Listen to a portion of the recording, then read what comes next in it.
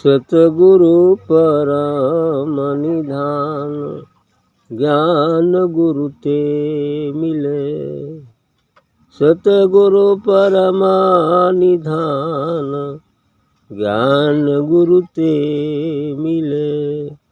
पावै पद निर्वाण, परम गति तब दिले।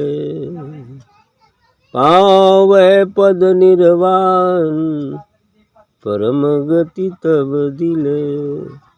अर्थ धर्म मोक्ष काम, चार फल होवई। अर्थ धर्म मोक्ष काम, चार फल होवई। सत सुकृत के अंश, साथ लिए सो दई। सत सुकृत के अंश, साध लिए सो दई। जेहि निरखत मन मगन, सोई सो दुविधि न सावई। जेहि निरखत मन मगन, सो दुविधि न सावई। अद्भुत रूप अविनाशी, सो घटहि समावई। अद्भुत रूप अविनाशी, सो घटहि समावई। ओंग शब्द लेख, लखि नरक निवारई। ओंग शब्द लेख, लखि नरक निवारहि। जीवन मुक्ति विदेश, पाँच पचीस हारई। जीवन मुक्ति विदेश, पाँच पचीस हारई। सतगुरु परम निधान।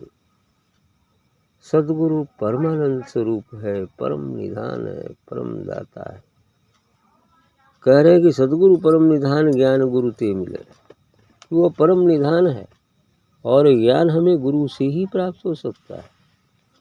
गुरु से ही ज्ञान, क्योंकि गुरु का अर्थ ही होता है कि जो हमें अंधकार से प्रकाश की तरफ ले चले, जो हमें अज्ञान से ज्ञान की तरफ ले चले, जो हमें असत से सत्य की तरफ ले चले, सो गुरु है।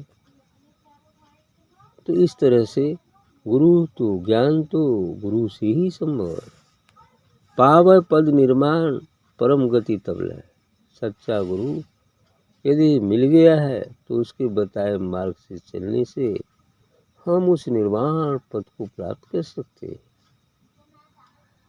तो इसलिए कह रहे हैं कि पावै पद निर्वाण, परम गति तब मिले। फिर अब उस जब निर्वाण मिल जाएगा, परम गति को प्राप्त हो जाएगा, फिर उसका आना जाना बंद हो जाएगा।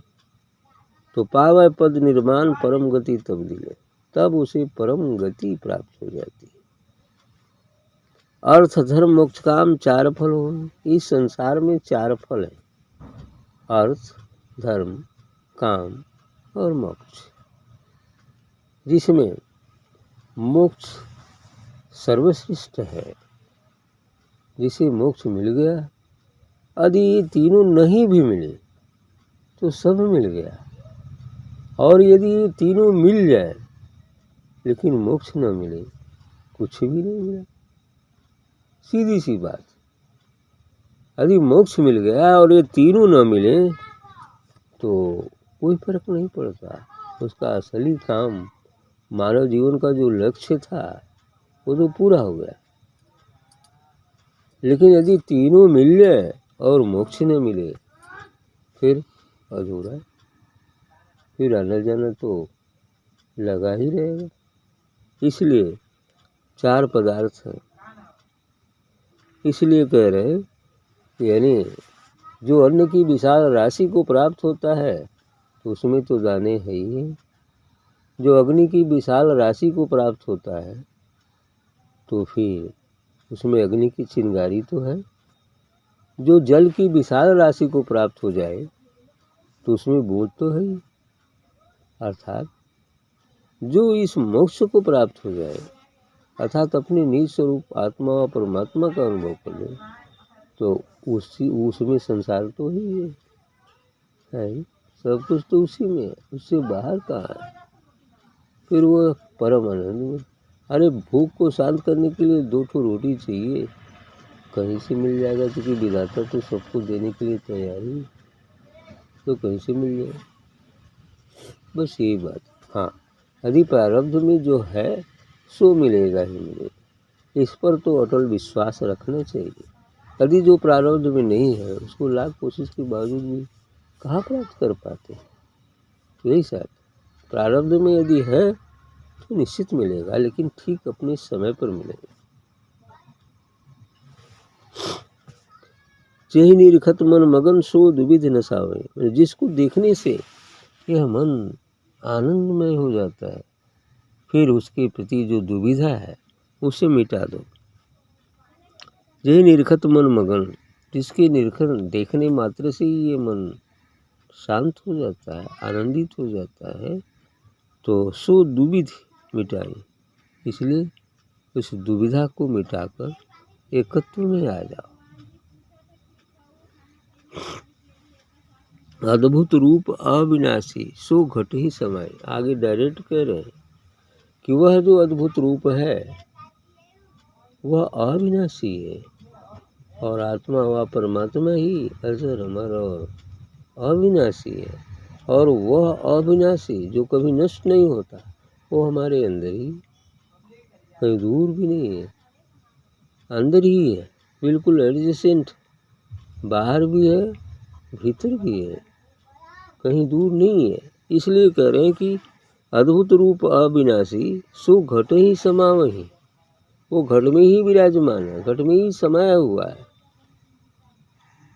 ओ अंग शब्द अलेख लख नरक निवारे, और इस प्रकार से ओम सोहम ये शब्द हैं, ओम तत्सत, राम कृष्ण, तमाम जो सब सदगुरु जो कह देते हैं विषय, बस उस शब्द को पकड़ लो, और जिससे कि लक्ष्य उसको देखकर नरक निवारे, जो नरक है अर्थात जो काम क्रोध लोभ मोह मद मत्सर रूपी नरक है, इसको दूर कर दो, क्योंकि वो शब्द ही ऐसा तेग है जिससे इनको मार के भगाया जाए।